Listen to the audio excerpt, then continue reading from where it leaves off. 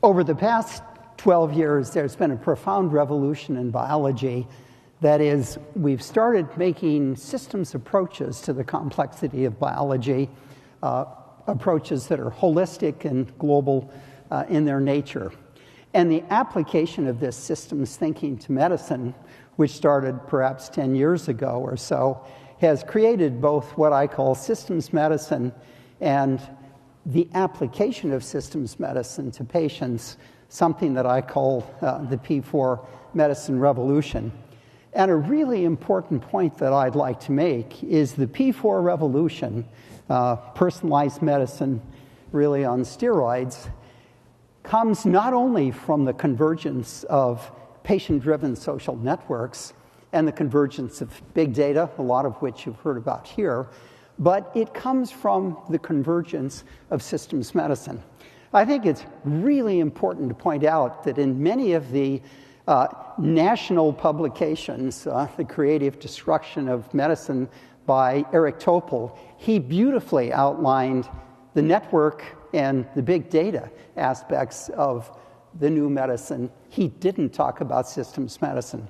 So what I'd like to do is give you a real sense of what systems medicine is all about and how its translation to patients in terms of P4 medicine is really going to be revolutionary. My view in the world is that each individual patient in 10 years will be surrounded by a virtual data cloud of billions of data points of enormously heterogeneous types, ranging from molecular all the way up to social networks. And the reason we need this enormous amount of data is the incredible complexity of biology, and by inference, disease, a complexity that arises from the normal chaotic process of Darwinian evolution. The points I would make about these big data are, number one, it is going to be absolutely critical that we can integrate these data together in means that are appropriate to create predictive models that can sculpt health and wellness for each individual.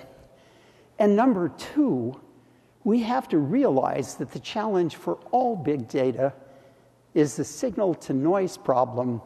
And I'm going to emphasize the noise problem can't be solved alone by machine learning. Rather, you have to integrate with machine learning enormous domain expertise. And I'll show you an example of that. So systems medicine deals with this complexity by thinking about biology as an informational science, by creating an appropriate infrastructure for generating effectively large amounts of data, by creating the experimental approaches that can be holistic in nature, and then having each of those drive the emerging technologies that open up new areas of data space and their corresponding analytic tools. So let me make 3 points about medicine as an informational science.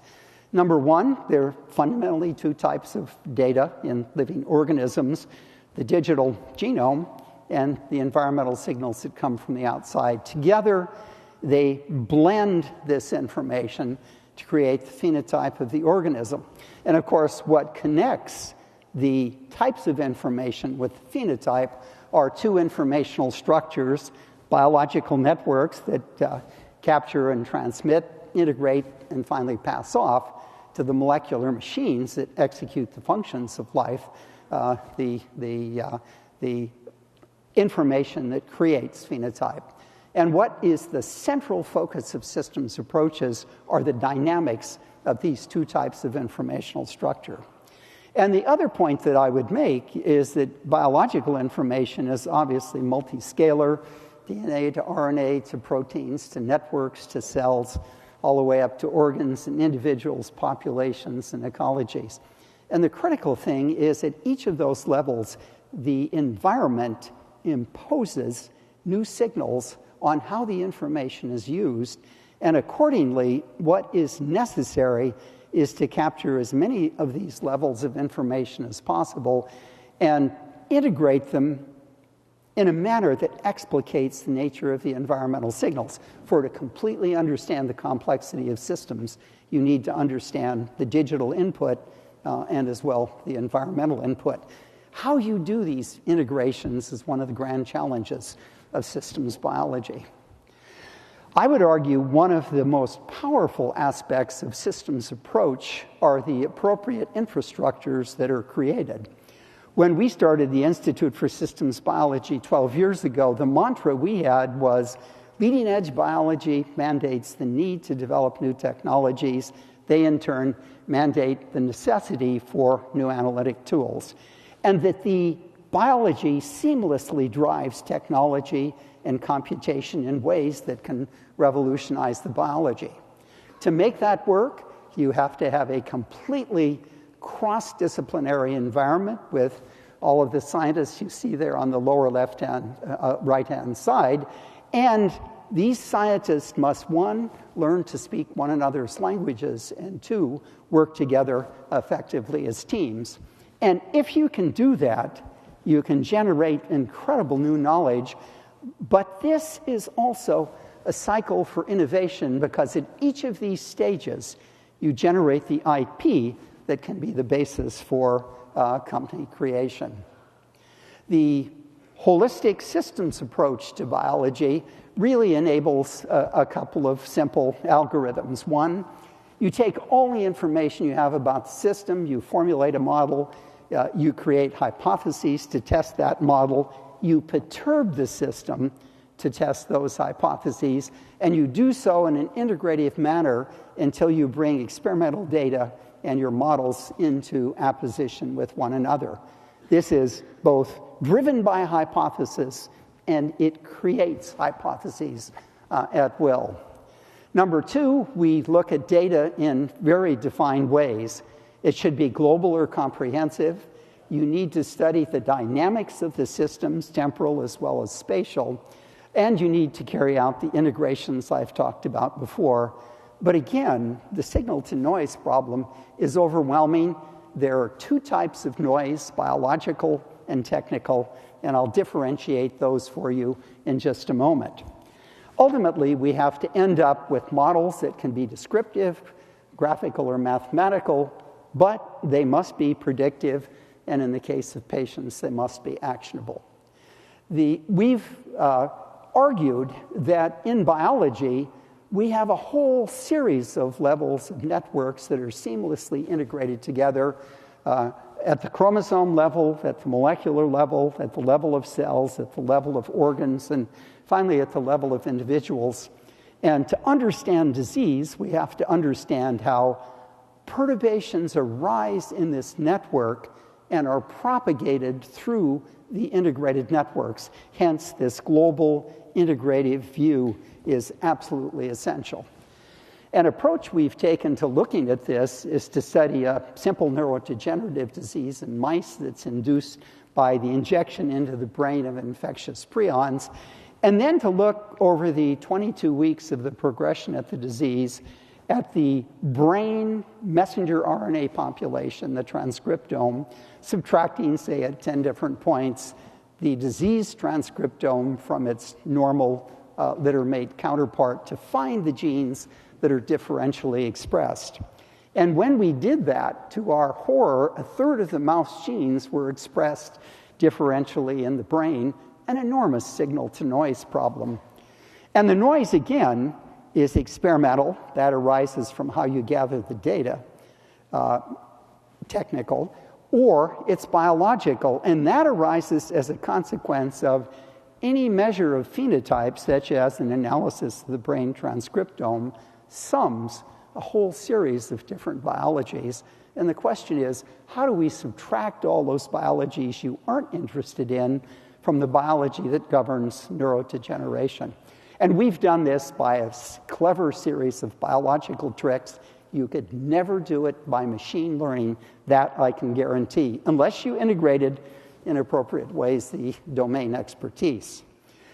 We've then taken the 300 genes that encoded this response, mapped them into 4 major types of networks that were delineated by serial pathologic analyses, prion replication and accumulation, glial activation, and 2 forms of neurodegeneration. And what was interesting when we looked at these 3 genes is, number one, the 4 networks were sequentially disease-perturbed, and it's the most proximal network that's key for looking at diagnosis and therapy in the disease. Hence, you have to deconvolute the enormous integration of all these networks with the proximal activating networks. And number 2, when we mapped for each of these networks the 300 genes, 200 of them mapped into the 4 major networks, the other 100 defined 6 additional networks. Collectively, these networks define virtually every aspect of the pathophysiology of the disease. So let me then talk about some of the emerging technologies that these studies drove us to begin exploring. One is the idea that with next-generation sequencing, we can easily sequence families, and in doing so, we integrate genetics together with genomics. And in fact, the first family we looked at, parents were normal, the kids each had 2 different genetic diseases. And we used family genomic sequencing to see if we could reduce the number of candidate genes, but it gave us more. It allowed us to reduce sequencing errors by 70%. It allowed us to immediately identify rare variants. 2 or more individuals had the variants. It couldn't be a sequencing error. It allowed us to determine the constellations of alleles that map to each chromosome for each individual, so-called determination of the haplotypes of the individual. And that turned out to be critical because the shared haplotype regions of the diseased individuals allowed us to reduce enormously the dimensionality of chromosomal search space for the diseased genes, and in a way that was unfettered by how those genes operated. So we, in families, have reduced the search space to 0.1% of the genome in a number of different cases we've looked at. We determined the intergenerational mutation rate, 35 mutations for each kid. There is no such thing as an identical twin. And then finally, we were able to reduce the dimensionality of disease candidates to just 4 and select easily which gene correlated with which disease. But what I'd like to say is one of those pieces of data that's going to be fundamental for you in this coming 10-year future, as you've already begun to hear, is the idea of complete genome sequences. And I think this is going to be driven by actionable genes. I had a friend at Microsoft who started getting osteoporosis in his late 30s, had a SNP analysis of just 25 genes. One of them turned out to be a defective calcium transporter. He reversed this condition by 20 times the normal amount of calcium. So that's what an actionable gene is all about. And all of us are going to want to know if we have actionable gene variants that we can actually do something about. In second-generation sequencing, the current instruments that we see out there, fluorescent-based generally, and multiple molecules of DNA sequenced, complete genomics has really created a revolution by a new approach to getting very long fragment reads that allow enormous accuracy, 1 in 10 million base pairs, 300 errors in the haploid genome, incredible data. 2, it allows de novo assembly for each genome, and that's really important because the prototype sequences against we now compare the individual genomes are very inaccurate and don't give us the structural variations. And this allows you to determine haplotypes from individual genomes. But what, of course, is coming in the near future is third-generation sequencing. Nanopore, nanochannel, single-molecule sequencing, electronic signals with a 1 to 100 signal to noise rather than 2 to 1 that you have for fluorescent reads. Long reads, it'll let us get to the dark matter of the genome. Most of our genomes are unsequenced at the level of 5 or 6 or 7%. We just can't put them together for a variety of reasons. And of course, these approaches can do epigenetic marks on DNA, and the cost will be $500 or less, I would predict, in 5 years or so. At ISB, one of the pioneering technologies we've carried out together with Rudy Abersol at the ETH is to create selected or targeted proteomics. And this gives us now the ability to look at up to 100 proteins in a single run in the mass spectrometer at the low attomole level with a dynamic range of 10 to the fifth. So it means we can beautifully do blood diagnostics, and I'll show you the results of some of those studies. Even more exciting is the idea that there's a new type of mass spectrometry which will give us the ability to begin doing global or comprehensive proteomic analyses so that we can begin to think about, at the protein level, doing the dynamics, just as we did at the nucleic acid level. And this is incredibly important because when you go from nucleic acids to proteins, you enhance the signal-to-noise ratios enormously, just due to natural biology. And they create digital records that are available for the rest of that record's lifetime. The final technology I'd like to talk about is our systems approach to blood diagnostics, namely making blood a window into health and disease. And what that entails is, one, arguing blood is the ideal compartment for searching for diagnostic markers because it bathes all other organs and they release relevant biomolecules into the blood.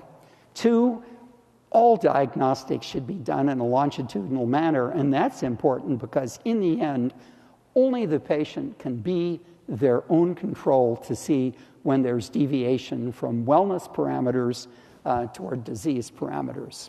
And number three, we want to be multi-parameter because we'd like to be able to assess multiple networks in the relevant organ with regard to the disease.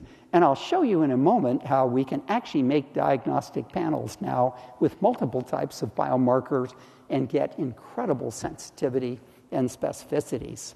And let me just say, white blood cells are going to be an incredible diagnostic and of inflammation, immunity, and other things, and we really don't have time to talk about that. Taking these systems approach lets us view many different types of molecules as very powerful diagnostics. But let me talk just about two in particular. One are the organ-specific blood proteins that address the organ from which they came, and the second are microRNAs. We now have about 100 brain-specific blood proteins that actually map beautifully back to major biological functions in the brain. So they're not only diagnostics for a disease via pattern recognition processes, but they infer really important aspects of biology. We used 15 of these brain-specific markers in this prion disease that I told you about earlier, each of them mapping into one of the 4 different major networks, and we were able to show beautifully that from the blood we could follow the disease perturbation of the networks. That is, from the blood you could follow progression, from the blood you could do early diagnostics, and with other studies I haven't talked about, we've actually been able to beautifully do disease stratification. And these approaches are going to be very powerful for following therapy, which we're starting to do now, and assess reoccurrences. And actually, if you think about it, we have 100 liver-specific blood proteins that are incredible for assessing drug toxicities. We started a company called Integrated Diagnostics that is using these approaches as I've described them here. But what I'd like to tell you are very recent results we've gotten on post-traumatic stress disorder. So this is a disorder in which up to 7% of the population can have it, independent of war. It's much more prevalent in women than men, and there are more than 1% of people out there with severe PTSD that had nothing to do with war. The fascinating statistics of the 2 million soldiers that have come back from these various theaters of war, Afghanistan and Iraq, is that the diagnosis estimate of the frequency of PTSD is between 5 and 25%. Inaccurate because it's a psychological assay. So we've been able to develop a multi-omic panel marker for PSD, but what we've also done is taken a commercial instrument, the N counter produced by NanoString, designed initially to count individual RNA molecules. They've more recently demonstrated that you could beautifully count single microRNA molecules, and we've actually developed the application of ELISA assays to that instrument. So in a single 5 lambda sample of blood, we can measure microRNAs and blood proteins simultaneously. And I think this is really going to transform diagnostics. The other thing that's interesting is this approach opens up for the first time the analysis of neuropsychiatric diseases, schizophrenia, bipolar disease, autism, to quantification of their onset, progression, and stratification through these biomarkers that we've talked about here. So if I had to say, what has systems medicine done in terms of changing real medicine, I'd say one, it gives us very powerful mechanisms for discerning disease network understanding of the pathophysiology of the disease.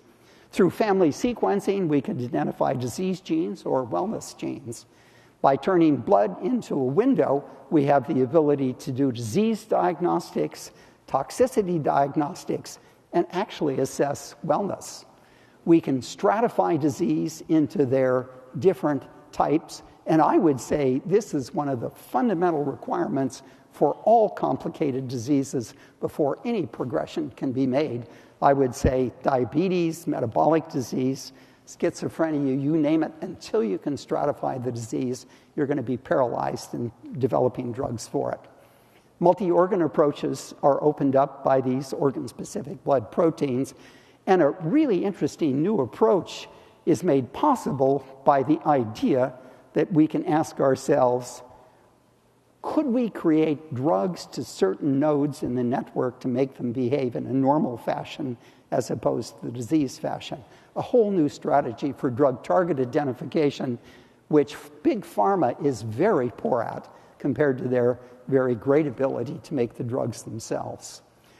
We've seen this before, but I want to emphasize that how important the revolution that's coming from systems medicine is to personalized P4 medicine.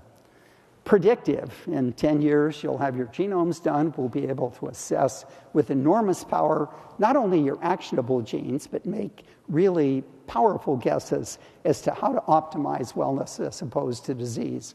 I'd argue we could have a device that could prick your thumb, measure 50 organ-specific proteins from each of your major 50 organs, and if you did it in a longitudinal fashion, you'd be able to follow transitions from wellness into disease with enormous effectiveness for each individual. Prevention, the idea that we have new approaches to drug targets, I think, could really turn around the costs of generating drugs and could enable the creation of drugs for smaller populations, no longer the big blockbuster drugs that pharma has pushed for so long. And of course, the other aspect is increasingly we'll be focusing on wellness. Again, as you've already started to hear, and I'll say more about that in just a moment. We all differ on average by 6 million nucleotides. It's necessary each of us is our own control for our analysis. And the analysis of individual cancers from patients has given us deep insight in how understanding the nature of disease-perturbed signal transduction networks can in some cases lead to effective therapies at the level of the individual, I think is a really important point. Participatory. I really think patient-activated social networks are going to be the driver for this new revolution. Physicians and the systems are too conservative, they're too incremental. It's going to be the patients that are really going to drive the revolution. I agree totally with the preceding speaker's idea. We must make our data available so we can mine for the predictive medicine of the future, and that's going to be essential for our own ability to be effectively competitive in this arena, because China has no such constraints on how to handle personalized data. How do we educate patients, physicians, and the healthcare community? That, I think, is fundamentally an IT problem, as is IT for healthcare that can deal with the enormous dimensionality of the data and the analysis of the data.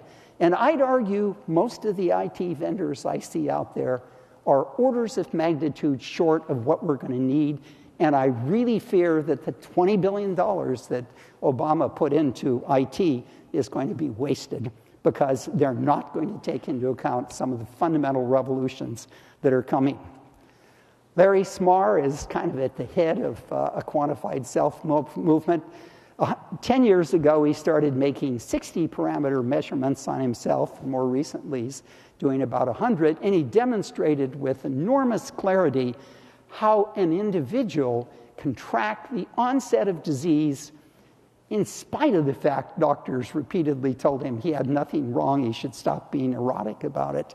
And what happened after 5 different physician effects is he ended up in the hospital with acute inflammatory bowel disease and an enormous cynicism about what doctors understand about wellness and personal health. It is going to be people like this and the quantified self movement that are going to be real drivers in medicine.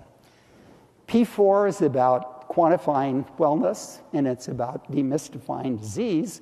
And I would argue it's different from the traditional evidence-based medicine in that it's proactive, it's focused on the individual, it's all about wellness, and it's about generating an enormous amount of data of many different types so we can sculpt health as opposed to disease. And even more important, in population studies, you make the measurement at the level of the individual using the individual to quantify and aggregate together the different populations.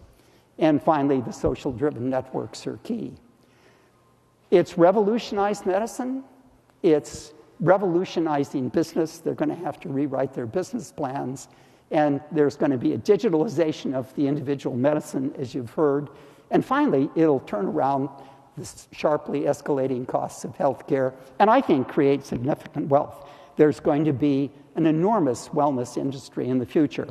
So to close, let me just say we're going to turn around the costs of medicine by early diagnosis, disease stratification, being able to choose drug targets effectively, the benefits of wellness, digital technologies which will reduce measurement, and finally, other kinds of medical advances. The 2 challenges to medicine are technical and societal, and I would argue that ISB, in pushing these, has created, through strategic partners, powerful new directions. The state of Luxembourg has given us $100 million to develop the tools of P4 medicine.